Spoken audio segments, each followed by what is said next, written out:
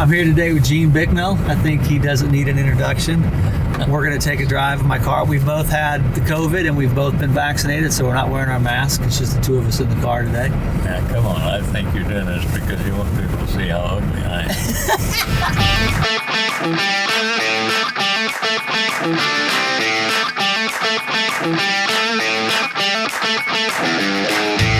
So there is a big building up here that may have a name familiar to you on it. It's the Performing Arts Center, obviously. Can you kind of give those of us that weren't here when all the planning began behind this, how did this come about? So my concern was that one of the biggest things missing here was the arts. And the arts are a basic part of our lives and should be. There's all sorts of arts, and so I met with the president of the university and I said I want to be the start of funds to raise money for the new Performing Arts Center. 200 people donated to make that happen. Yeah, that was And so it became a community interest, and since then it's proven to be one of the best things that could have happened to the university, because that not only draws the university further into progress, but it also helps the community.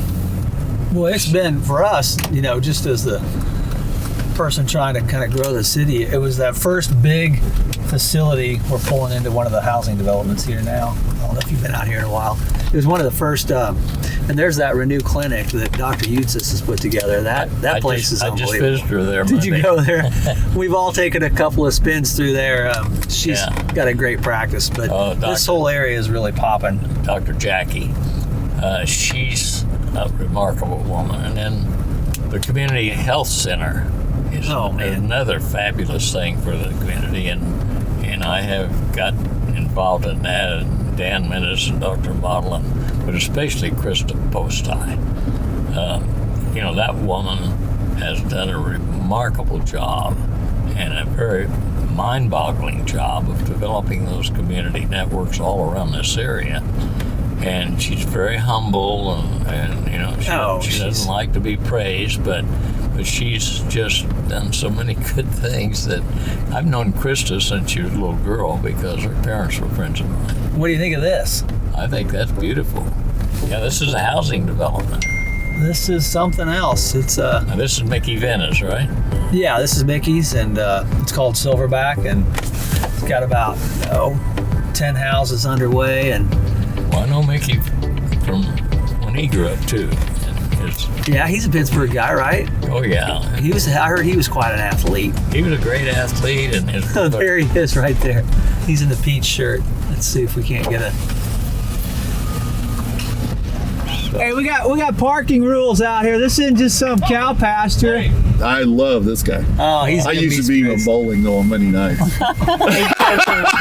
listen to it. We used to have fun, didn't we? Oh, we did, yeah. I was just telling him that the reason I stayed in Pittsburgh is because it's a good place to rear a family, and we had all these city facilities. We played a lot of basketball and softball, and when we had our bowling leagues, you still look young. This guy's he amazing. always was a sweet talker. This guy's amazing. You guys are doing so much for this community. I just want to. He is the guy. I've watched his career, and he moved out of Pittsburgh and went to Kansas City, but he's made himself quite a businessman. Yeah, I always tell the story, Mick, that I didn't think you could get out of high school. No, that was you. You didn't think you'd get out of high school. You grew up in Baxter, right? Yeah. So did they have a high school? There's a lot of people from Pittsburgh has done well. You look at what transpired here in Pittsburgh, the companies that have developed themselves and gotten to good size, like Watco and Brock and Skripnik and all of those guys. And Pittsco, you go down the list, it's the manufacturing with Endicott and what he's done over there. And then people keep saying, how did you get this housing development? I said, a guy from Pittsburgh. That's what it takes sometimes, Well, just for your information, Pittsburgh's really going to grow. Anyway, Linda's here with me. We're going to point She's meet here the today. decorator at 10. So, but I said go ahead and start without me. There's no. Man, But anyway, thank you. I know she's been out with me a couple times out here. I know she's probably saying, I wish I was there. I want to see Gene again. Yeah, tell her I need a hug. We'll do it. All We'll do right. it. And I'm gonna Anyway, get you tell in the the kids seat hi, real Rick, quick. Gene, everybody. So Hey, Mickey, thanks for all you're doing, brother. it's fun. I can't tell you how much it means to me to run into you. Oh, you're so nice. No, I'm There you serious. are. I better go this Hey, week. buddy. Gene, so good to see you. Yeah, I love you, Thanks for your man. time. Talking about you. Oh, So, good heavens. You behave. We'll do it. I always do. Try to Talk to you soon. Yeah, you behave too. I don't know what that is. I told somebody I was going to move back to Pittsburgh, and they said, "We want to go to Pittsburgh. The coal mining is dead, and it's a real depressed area. And why would you go down there to be a salesman?" And I said, "Well, it's just I like the area, I like the university, so." I said, "It's going to get better." And sure enough, through the years, different things came in. We started becoming active in business. Several other people did, and Pittsburgh started to take growth factor in again. So all of that proves that if you have good people in a good community, that's going to pay off eventually. I think that we have all the assets we need to grow, and I still firmly believe that Pittsburgh, Kansas will probably grow 50% higher than that. Maybe not in my lifetime, but over the next 15, 20 years. Here's the Canar. So you got, I think, Shane and another house going up over here, and then this is going to be the other side of the Creekside group. And then this is the other way into Creekside, which is Bart Arnett and Nate Stahl's development. And they do these insulated panel type homes. Well, I believe Pittsburgh's going to grow out to where I live. Well, we would love to see that because I think there's some fantastic land out there for another. We've had some people approach us out of Arkansas about buying your land and putting in some houses. Yeah. And it's just such a beautiful setting. Well, we did plot it out, and I'm in no hurry because it's all this needs to develop, and Yeah, these guys have. and when this gets full, then that will bring more people. But to your point you made some time ago about the people that work here and live somewhere else, this will give an opportunity for them to live right here. Yeah. It's definitely. People ask how many houses do we need. I said, well, we've got 8,500. Half of them are over 50 years old, so I don't know the answer, but we definitely need homes. And we've got some people that are willing to invest in Pittsburgh and put them in. This is another really good example out here. This is amazing because having been here as long as I have, at least up until I moved to Florida, that I've watched this town go from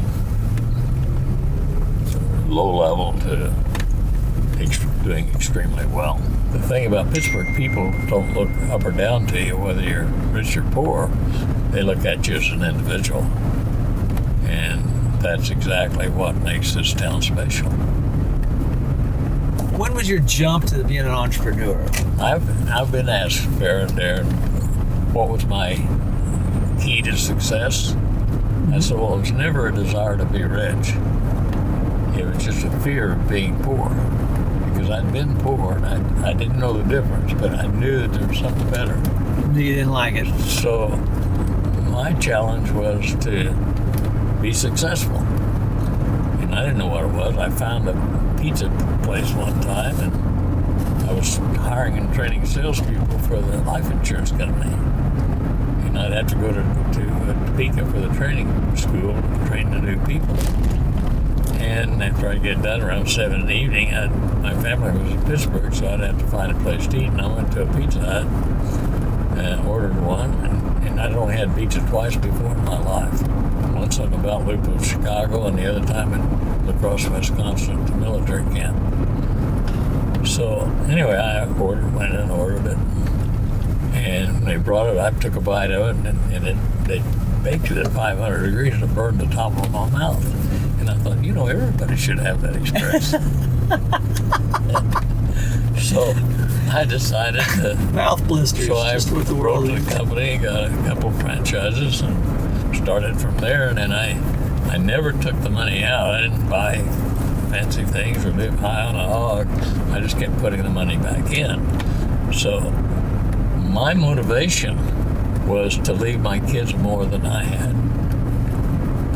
And I'd never really wanted much or expected much. I just wanted to be comfortable.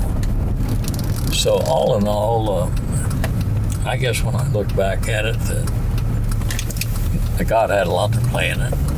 You know, had a reason for me to do what I did. At least that's my opinion.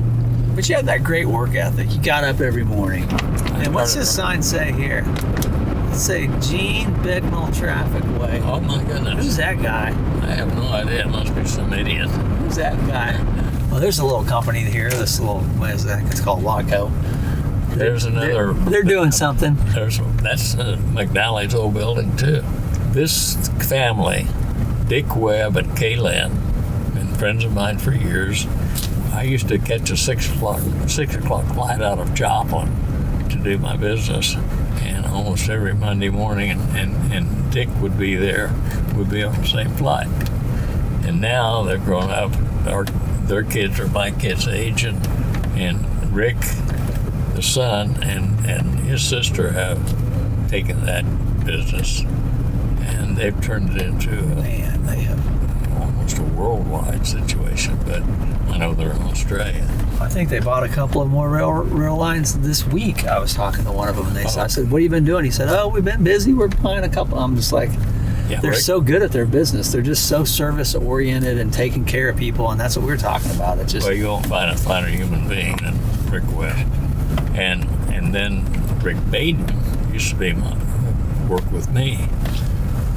He's their CFO, and he does all these transactions. But Rick Webb has been very good about hiring locals that aren't really that experts, but they train themselves. So he's certainly a people person and understands the importance of people. well. If you got a few more minutes, I want to pop down 4th Street here and drive by the Block 22 area and just take that look at the heart of downtown. That'd be good. I had lunch yesterday with Dr. Scott, and it's amazing that you folks from the city and those folks from Pittsburg State have such a good relationship. And I can tell you that I've been asked by Missouri how they can build the type of camaraderie with the city of Joplin. And it's just something special here. I don't know how to explain it, but Pittsburgh has just always been a part of the community, Pittsburg State. Look at this downtown area. It's just Popping. so unusual that, And it's got a little something for everybody, you know? well, the thing is that most downtown areas from every town around this area, their downtown area looks bad. And Pittsburgh's continuing to maintain a good-looking downtown area. Look at this. This is just Glowing. impressive. It's beautiful. And, you know, apartments that, you know, there's 6 really nice apartments in that building right there on the corner that Good. Who owns that? John Coots owns that and has put a lot of elbow grease and time and city money and state money into it. And if you walked inside and saw those apartments in there, you'd be blown away at how nice they are. Really? You familiar with Midwest Minerals at all? Oh, absolutely. Yeah, George Nettles has been a close friend of mine, and Steve is a close friend of mine, and they in George's offices. Yeah, I think they're right over here. And I haven't seen George. I know he's kind of like I am. He's getting older, but I haven't talked to him for a while because I'm never in Pittsburgh. Yeah, I think I've only met him once, but see Steve a lot. Steve's active, and John Clark works for him. He's on our chair of our Economic Development Advisory Committee. Well, Steve is just a super smart guy. He is. And, of course, John, I used to work with John. Oh, did you?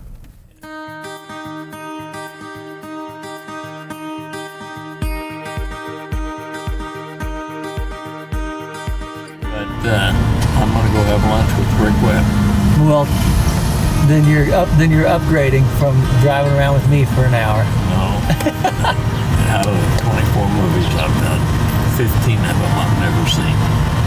Yeah, I read that. I'm so critical of myself. You haven't seen 15. No, because I'm too critical. So what was your favorite movie that you were in, to be in? Not to make, but to be in. Role, because you played roles. I mean, you were in movies. So. Yeah, I started. So I don't really have a favorite. That works like that. They were all fun. I did a flying movie with those chairmen, and that was fun. And I did Redemption of Ghosts, which I probably enjoyed more than anything because it was kind of escape convict. Well, any parting words? Just keep being my friend. No, for Pittsburgh. Not for me. Pittsburgh? You're never going to not be my friend. I'm telling you. No, Pittsburgh needs to just suck it up and not complain and keep growing. Keep growing, man.